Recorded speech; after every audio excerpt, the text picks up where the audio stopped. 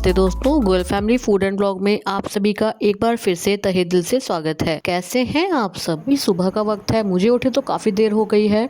आज बेटे की छुट्टी है, बेटा भी सोया हुआ है और दूसरे रूम में अभी हस्बैंड भी सोए हुए हैं। स्कूल टाइम में तो बेटे को जल्दी ही उठना होता है, इसीलिए आज उसको थोड़ा लेट तक सोने दूंगी। गाइस, हमने ना अपने दूध की गुणवत्ता को चेक करने के लिए एक ये लैक्टोमीटर मंगवाया था अमेजोन से। आगे जी हम 2-3 दिन से इस लैक्टोमीटर से दूध चेक कर रहे हैं। इसके बारे में हमारे दूध वाले को कुछ भी नहीं पता, क्योंकि आज हम दूध उसके सामने ही चेक करने वाले हैं। अभी मजा आएगा ना। आ रहे हैं।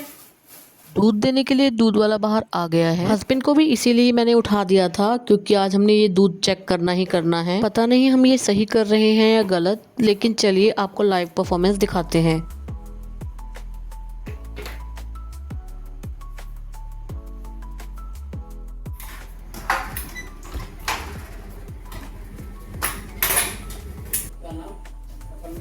है वो ये नहीं चलेगा उसी के द्वारा कर। यार कल भी देखा हमने थोड़ा ना पूछा हाथ पानी कर रहे हाथ यूं ना करो ये रियो देखो उसी को लिया यार तो नीचे आया कर दिया आपने लेके जा 450 ग्राम था कल भी।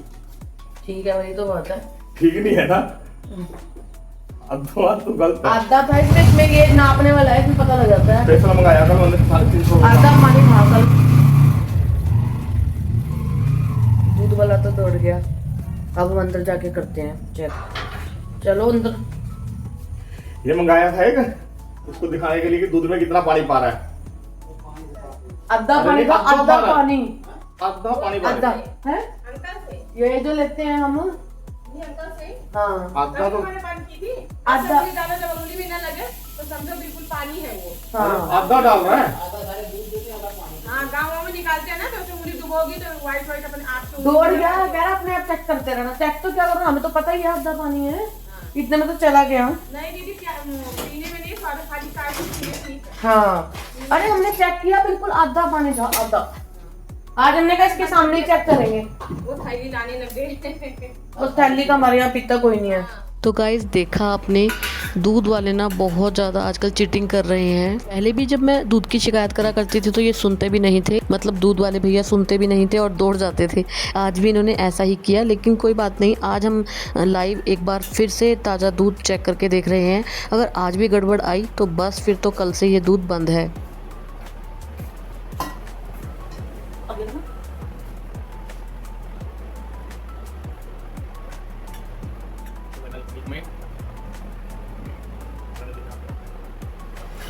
से हल्का सा कम, यानी कि 1 किलो दूध में 450 ग्राम पानी, रेट 65 रुपए किलो।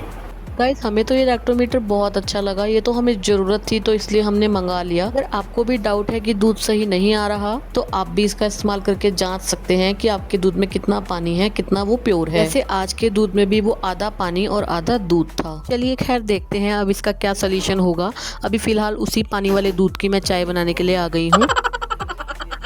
लेकिन आज की चाय में थोड़ा सा फ़र्क है, और फ़र्क यह है कि रोज़ की चाय तो मैं थोड़ा पानी थोड़ा दूध मिलाकर बनाती थी, लेकिन अब पता लग गया कि दूध वाला पहले ही आधा पानी मिलाकर लाता है, तो आज मैंने अपनी तरफ से पानी बहुत कम मिलाया है। आज ये दूध के चक्कर में हमारा काफ़ी टाइम बर्बाद हो गया। हस्बैंड ने कहा चलो आज चाय पीते हैं, वैसे हम अर्ली मॉर्निंग बेड टी कभी नहीं पीते।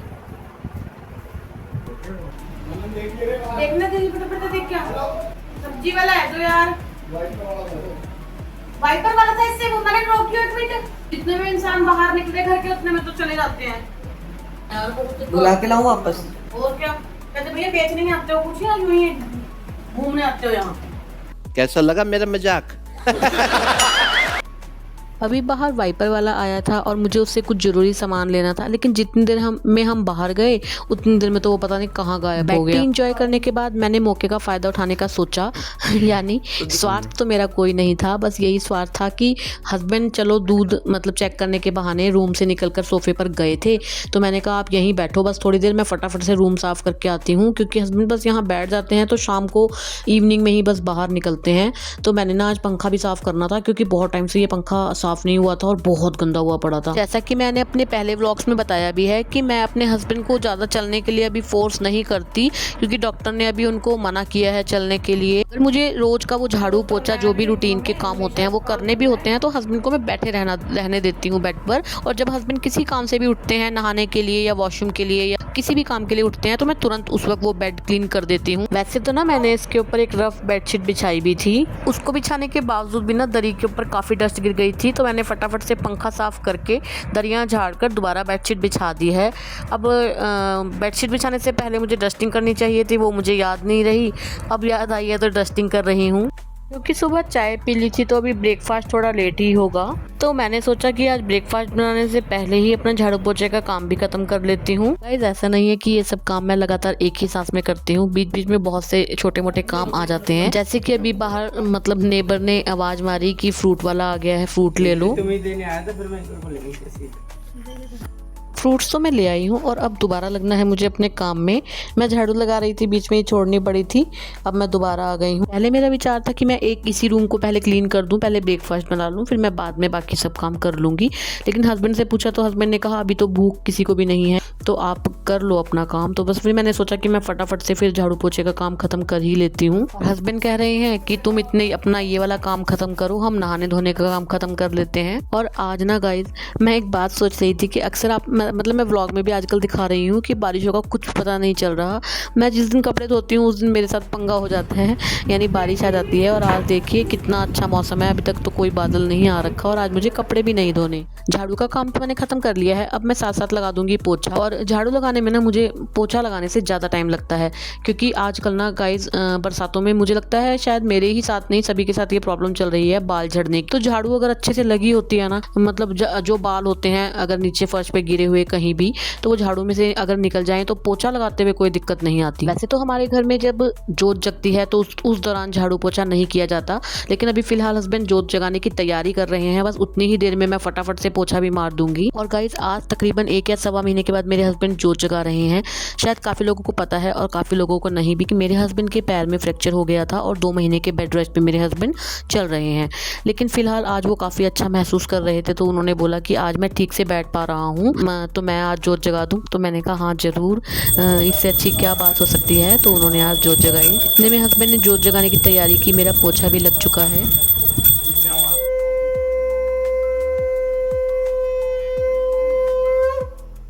बेटे के हाफ ईयरली एग्जाम्स स्टार्ट होने वाले हैं, तो वो अपनी तैयारी कर रहा है। सुबह के जो साफ़ सफाई के काम होते हैं वो तो सभी ख़त्म हो गए हैं और मैं इसके बाद नहा ली थी, क्योंकि अब मुझे बनाना था ब्रेकफास्ट। क्योंकि आजकल हस्बैंड को प्रोटीन रिच डाइट देनी होती है, तो अधिकतर ब्रेकफास्ट में मैं ऐसा ही कुछ बनाती हूँ, जैसे मूंग दाल के चीले हो गए या चने के चीले हो गए या फिर बेसन के चीले, मतलब कुछ भी ऐसा जिसमें रिच प्रोटीन हो।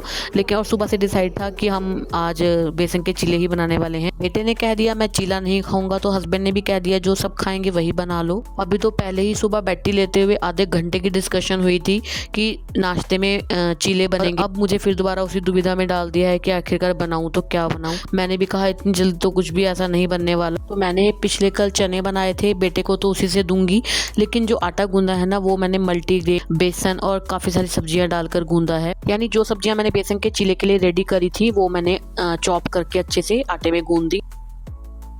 क्योंकि मेरा ये व्लॉग शनिवार को शूट हुआ था तो संडे को आएगा, तो आज शनि अमावस्या भी है। हमारे यहाँ एरिया में हर शनिवार को शनि साधक आते हैं तेल या जो भी आपकी इच्छा है दान में देने की वो लेने के लिए। लेकिन आज तो अमावस्या है, इसलिए हमारे यहाँ कुछ चीज़ों का दान किया जाता है, तो मैंने फिलहाल वो निकाल दी हैं। मैंने ये निकाल के रख दी हैं। अब मैं पहले ब्रेकफास्ट कर लूँगी और जब भी शनि साधक आएंगे तो मैं उनको ये दान दे दूँगी। क्योंकि सुबह बैठी ली थी तो इस वक्त मैंने चाय बनाई तो है, लेकिन कम बनाई है, क्योंकि ब्रेकफास्ट के साथ टी तो मैंडेटरी है।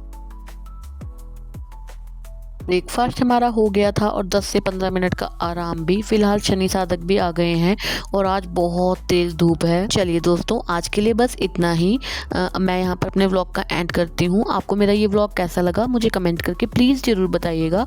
अगर थोड़ा सा भी अच्छा लगता है तो प्लीज़ वीडियो को लाइक किया कीजिए, चैनल को सब्सक्राइब करके बेल आइकॉन को प्रेस करना बिल्कुल भी मत भूलिएगा। मैं मिलती हूँ नेक्स्ट व्लॉग में, तब तक के लिए goodbye and take care. जितना हो सके कर देता है बहुत ज़्यादा। बिल्कुल भी नहीं। सिर्फ आप सबसे ज्यादा जोर देना उनको, पानी बोलना जितना हो सके ORS का 1 लीटर पानी में घोल के दे सकते हो। हाँ, कीवी तो खिलाओ आप, सबसे बढ़िया इलाज बता रही हूँ ये इस चीज का।